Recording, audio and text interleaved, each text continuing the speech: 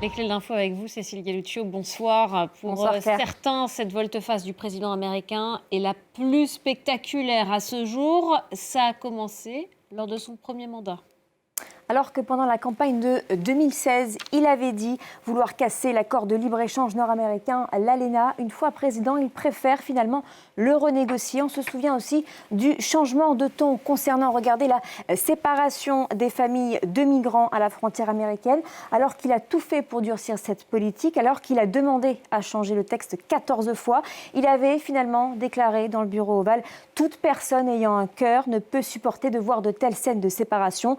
Enfin, il y a eu le tollé sur l'ingérence russe après une rencontre à Helsinki de 2 heures en tête-à-tête avec le président russe. Le 16 juillet 2018, Donald Trump avait refusé à plusieurs reprises de condamner Moscou sur ce dossier, répétant, je cite, que Vladimir Poutine a contesté avec force. Il avait alors donné tort à ses propres services de renseignement. Le lendemain, il tentait d'éteindre l'incendie. Regardez, il dit ne pas avoir dit « Je ne vois aucune raison pour laquelle ce serait la Russie », mais au contraire, il aurait dit « Je ne vois aucune raison pour laquelle ce ne serait pas la Russie ». Et lors de son second mandat, il a notamment rétropédalé de nombreuses fois sur les droits de douane. Mais en avril 2025, on s'en souvient, il en impose à tous ses partenaires, particulièrement en Europe et en Asie, avant de ramener une semaine plus tard les surtaxes à 10% pour tous, à l'exception de la Chine. Le 10 avril, le chiffre tombe pour Pékin. Regardez, 145% de droits de douane. En représailles, Pékin donc taxe à hauteur de 125% les marchandises en provenance des États-Unis. Alors, 14 jours plus tard, le président américain se dédie. Regardez, il dit 145%, c'est très élevé, ce ne sera pas aussi élevé, ça va baisser substantiellement, mais pas de retour à zéro. Nous serons très gentils et on verra bien ce qu'il se passe. Résultat, aujourd'hui, les taxes douanières sont descendues à 30%. Volte-face aussi concernant le président de la Fed, Jérôme Powell. À plusieurs reprises, le républicain assure vouloir le licencier. Finalement, quelques jours plus tard, il dit « Non, je n'ai aucune intention de le virer. C'est le moment idéal pour baisser les taux d'intérêt. S'il ne le fait pas, est-ce la fin ? Non, ce n'est pas la fin. » Et en janvier dernier, sur le dossier de l'annexion du Groenland, il avait opéré un spectaculaire rétropédalage. Voilà, c'est au Forum économique mondial de Davos qu'il explique avoir renoncé à utiliser la force. Et de nombreuses volte-face aussi, il y en a eu concernant la guerre en Ukraine.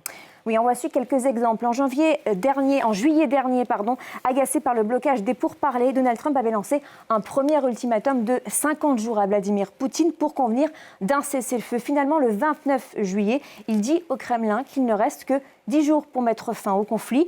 Washington est allé jusqu'à menacer les pays qui commerçaient avec Moscou de nouvelles sanctions. Mais le 8 août, la date butoir donc est arrivée et le président Trump s'est fendu, on le voit, d'un « je suis très déçu ». Il a aussi rétropédalé concernant la livraison de missiles de croisière américains Tomahawk destinés à être lancés depuis un sous-marin ou encore un navire de guerre.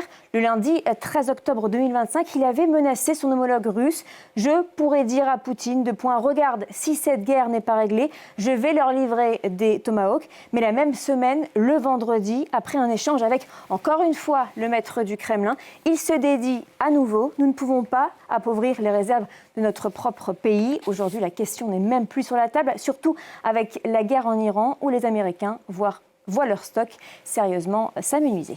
Et des rétropédalages, il y en a énormément avec Donald Trump, bien plus que sous d'autres présidents. Oui, il suffit de taper dans votre barre de recherche Trump et rétropédalage ou encore Trump et volte-face pour voir tous les articles qui en parlent sur son service de l'immigration, par exemple ICE, ou encore sur les dossiers Epstein. Et parfois, les changements d'avis sont très rapides.